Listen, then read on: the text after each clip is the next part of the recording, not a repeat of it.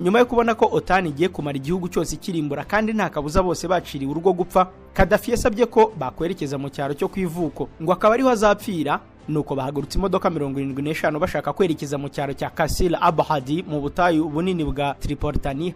Bagihaguruka imodoka zabo zarabutswe n'indege y'impigi Panavia Tornado y'Abongereza yari irimo ihiga bukware Gaddafi.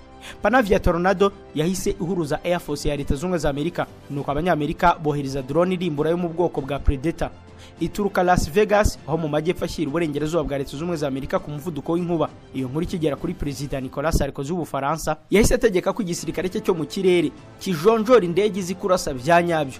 Nuko indege yo mu bwoko bwa Mirage D irahagurutswa ivipanishisha itabona. Ibyo biguruka byose byagiye kuvundereza umuriro kuri za modoka imwe kuri imwe. Abazirimo nabo batangiye gusimbuka bihisha mu bizu, imiferege n'ibitiyo by'amazi hafi aho, gusa ibyago biracyaza.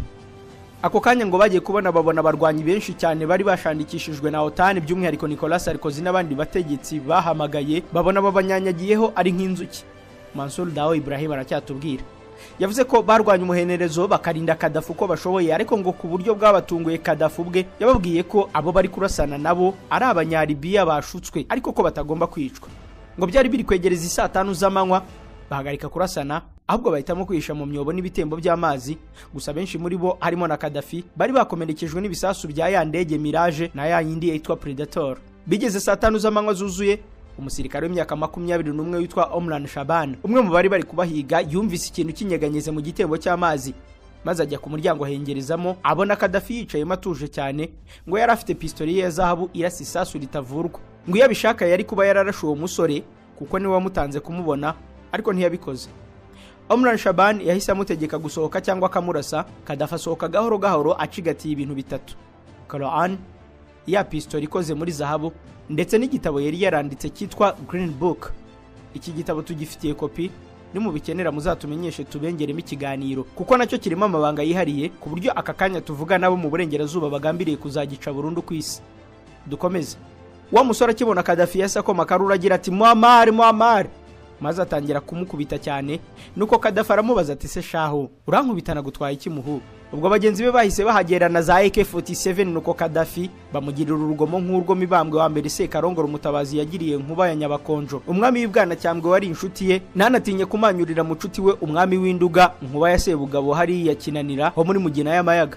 Uko kwicwa urwa giturumbuka rero nibyo byagiriwe Gaddafi, kuko ku isaha y'isa 6 n'igice umwe muri izo nsoresore zitari zizi ingaruka z'ibyo zikora yakuwemo pistoli Auto 9mm 1A, maze arasa amasasa abiri mu nda ya Gaddafi. Bagenzi be nabo bamubyoroga ibyuma bya gisirikare nako batera hejuru bavuga ko batsinze umubisha, ariko ntibari bazi ko bari gukora amahani ibisekuru byabo byose bizicuza. Nibahagarariye aho kuko bakurubanye banashinyagurira Gaddafi wari uri mugana mu rundi rugendo twese tuzanyuramo. Mu minota mike yakurikiyeho Gaddafi yahise asanga ise Mohamed Abdul Salam bin Hamed bin Muhammad hamwe na nyina Aisha bin Nilan. Nuko inkuru irangiriraho. Oya, inkuru ntiyari irangiriye aho kuko yarasize imitungo n'inkuru isi yose izahura isubiramo abamarangamutima bakihanagura amatama.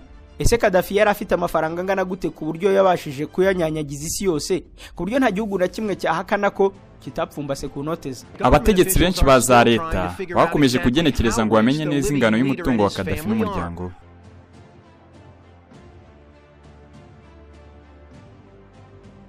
Hashize iminsi 5 Gaddafi yishwe, umushakashatsi mu by'ubukungu akaba ari mu bashinzwe gukora intonde z'abatunze kurusha abandi ku isi ku kinyamakuru kibishinzwe Forbes magazine, Bwana Edwin Dag yashyize ku karubanda amabanga y'ubutunzi bwa Gaddafi.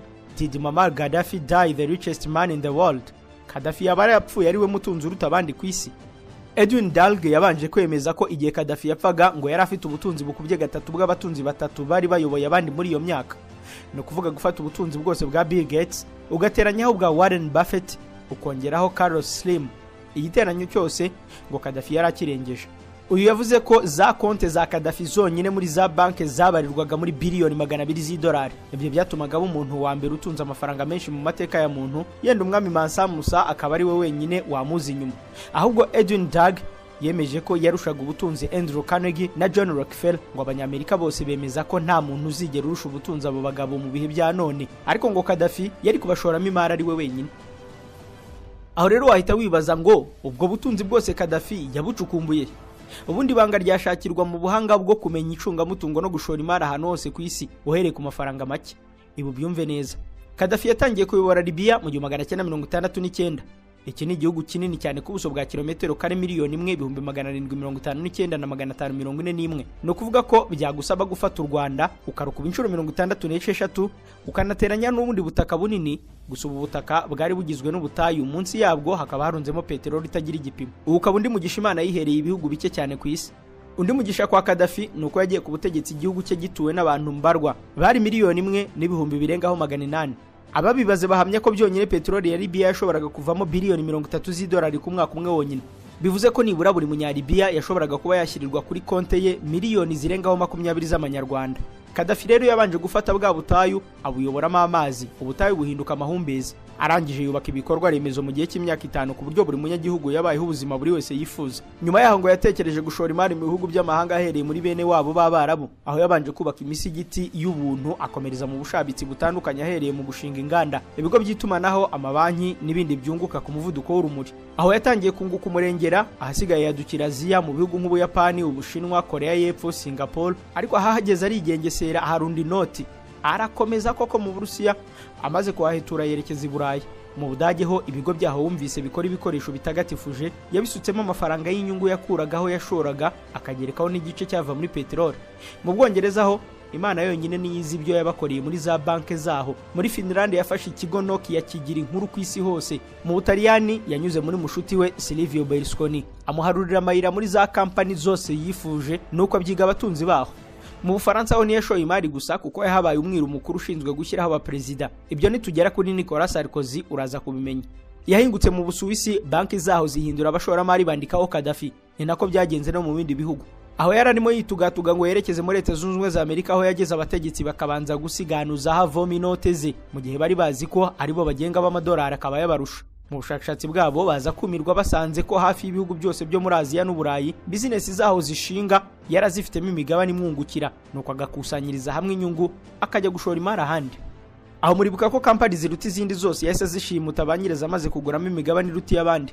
Kugeza aho abanyaburayi n'abanyamerika bo ntibabigiragaho ikibazo, ahubwo abategetsi benshi batangiye kujya bamuhamagara buri uko babonye icyashara runaka gikeneye umujejeta faranga utajandajanda. Nabo bashoramo imari, gusa ntiyigeze amenya ko bari kumushyira mu mutego atazikuramo. Ibyo gushora imari muri Aziya, Uburayi, Amerika utibagiwe na Australia, abirangije noneho yari amaze kurunda akayabo, kandi abaturage be babayeho nk'abami n'ibikomangoma. Mbega bya bindi by'amafu aherekezwa n'amafufu none amafaranga akaba asabagira, nibyo bari barahanuriwe kandi bibasohoraho. Aho rero yahise atekereza kwikuza umugabane wa Afurika. Kuva mu myaka ishyira 2000 nibwo byanyabyo yatangiye gushora imari muri Afurika, azenguruka igice cya mbere yubaka imisigiti y'ubuntu, abiherekeresha imihanda, noneho atangira gushinga za kampani zahebuje abanyamajana.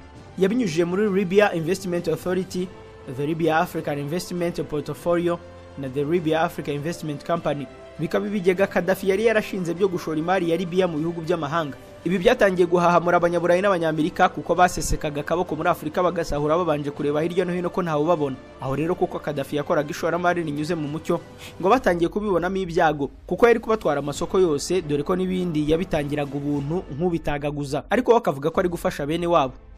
Ibyo bitararangira kubera ayo mafaranga yose yaramaze kwegeranya kugerekaho inshuti yari afite mu bihugu hafi ya byose, noneho yatangiye kumva ari cyo gihe ngo abohora abanyafurika mu by'ubukungu.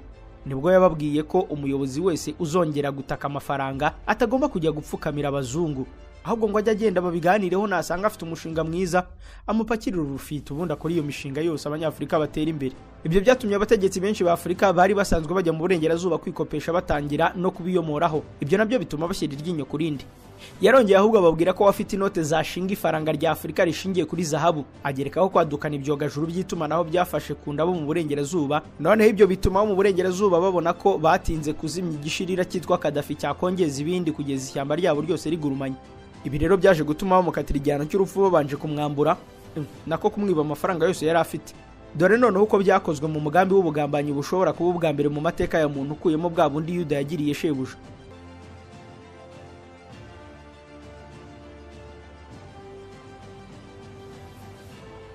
Ubujura bwakorewe Gaddafi na Libya ni umugambi usa n'uwateguwe neza ku buryo isi yose yabigizemo uruhare binyuze muri koperative ibihugu byose bihuriramo, ya yindi mwita umuryango w'abibumbye.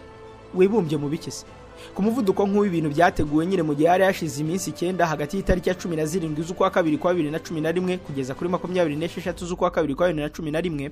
Hari abantu bari kwigaragambya muri Libya. ubutegetsi bwa Libya bwavuze ko ari abagambanyi batumwe n'amahanga ngo badobereze igihugu, nuko leta ya Gaddafi igerageza kubahagarika nk'uko n'ahandi ku isi bikorwa, yewe no muri Leta Zunze Ubumwe za Amerika. Ubwo isi yose yahise ivuza induru ngo Gaddafi abaturage bose yabishe, yabamaze, nyabuneka nimuhurure mutabare. Ako kanya ku itariki ya 26 z'ukwa kabiri kwa 2011 umuryango w'abibumbye mu kanama kitwa ko gashinzwe umutekano ku isi barateranye shishi itabona, maze mu buryo bwatunguye isi bahita basohora umwanzuro bise resolution 1970. nuko baraterura bati akanama k'umuryango w'abibumbye gashinzwe umutekano ku isi katuye ku bwiganze umwanzuro w'ibihano ku muyobozi wa Libya Muammar Gaddafi biturutse ku kuntu Gaddafi yitwaye nawe mu guhangana n'abatavuga rumwe n'ubutegetsi bwe. Ibi byaje nyuma y'umwiherero w'umunsi wose, aho akanama byarangiye kemeje ifatirwa y'imitungo ye yose ya Gaddafi n'iy'abana be bakuru ko ari 5.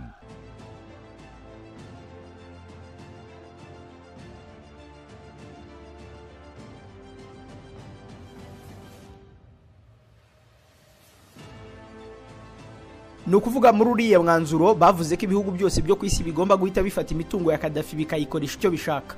Ibyo byakozwe mu gihe ibihugu by'indani nka Leta Zunze Ubumwe za Amerika byo 2 z'iyo tariki byari byamaze gushimuta ya mitungo yose ya Gaddafi yari iri muri Amerika ndetse no mu bihugu by'inshuti. Ni mu itangazo Perezida Barack Obama yise Presidential Executive Order ryavugaga ko ibiro bya perezida bitegetse departement y'umutungo guhita vuba na bwangu bagwatira imitungo ya Gaddafi nkaho yenda hari umwenda barimo yari yanze kubishyura.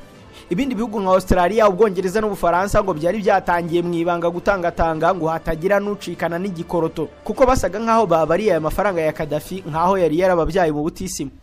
Mu Rwanda ho barihanganye bategerezaho amezi 2, maze ku itariki ya 11 z'ukwa gatanu kwa 2011 na John Rwangombwa abwira ibiro ntaramakuru by'Abongereza Reuters ko bamaze kugwatira hoteli Perezida Gaddafi yari yararunzemo amafaranga. Ni hoteli yitwaga Laiko Hotel. Ushobora kuba utayizi, ariko nimvuga hoteli umubano urahita umenya ibyo ari byo. Iyo nayo yabarirwaga mu bizwi Gaddafi yari yarashyize mu Rwanda. Kuri iyo tariki Rwangombwa yabwiye Reuters ati nibyo hoteli Laiko yagwatiriwe.